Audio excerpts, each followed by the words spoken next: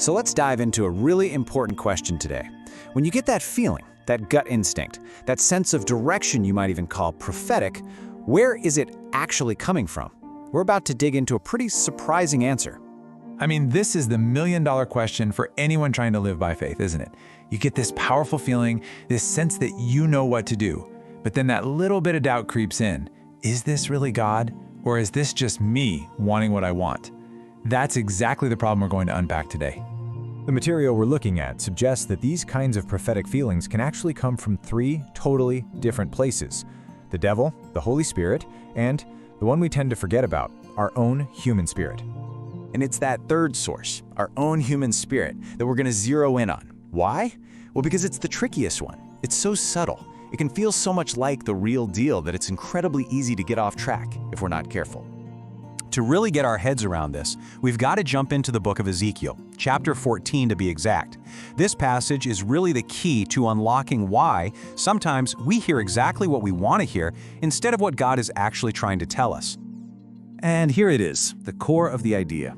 The verse warns that when people come looking for an answer from God, but they're already clinging to idols in their hearts, God will answer them according to their idols. Think about that. Basically, the answer they receive will just be a reflection of the desires they're already holding on to so tightly. So, what exactly is an idol of the heart? We're not talking about a little golden statue. In this context, it's any hidden desire, any personal preference, any outcome that we've secretly put up on a pedestal, placing it above what God might actually want for us. It's that thing we've decided we want, no matter what.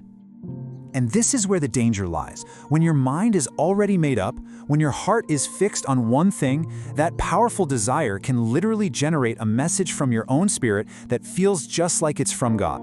You get the confirmation you were hoping for, but it's coming from you, not from heaven. All right, so let's make this less theoretical. The source we're drawing from gives a powerful, real-world example of how this actually plays out. This is where the rubber really meets the road. So get this. The author was approached by an airline with his fantastic can't-miss offer. He got so caught up in the excitement and the potential personal benefit that he actually prophesied great success and safety for this airline. But then, a short time later, one of their planes went down in a horrible crash. And the lesson was just brutal and clear. That prophecy had nothing to do with God. It was born entirely out of his own excitement and desire, his own human spirit. Wow, that airline story is a tough one. It's a perfect example of how this can happen in our professional lives. But let's be honest, it happens in our personal lives too. Maybe even more often. Let's look at another classic scenario where our hearts are really put to the test. Okay, check out this comparison. On the left side, you've got a situation where your heart is just set on one specific person. That person has become an idol. So when you play about it, you're almost guaranteed to hear a yes that's just an echo from your own spirit. Now look at the right side. This is the goal. Becoming neutral, giving God complete control, and being genuinely okay with his choice, even if it's not the one you wanted at first. So what in the world do you do when you know you're biased, when you know your heart is set? The source gives this amazing, practical piece of advice. Just admit it, acknowledge it, and then go find someone you trust who is totally neutral and ask them to pray with you. Their clear perspective can often cut right through the noise of our own wants. Okay, so we've seen the problem, we understand the principle behind it. Now for the most important part. What can we actually do to get better at this? Let's talk about some practical steps for hearing God more clearly. Here's a little checklist you can use. First, put your emotions in check. Don't let excitement or fear do the talking. Second, you have to consciously let go of needing a specific result. Release your grip. Third, check your real motive.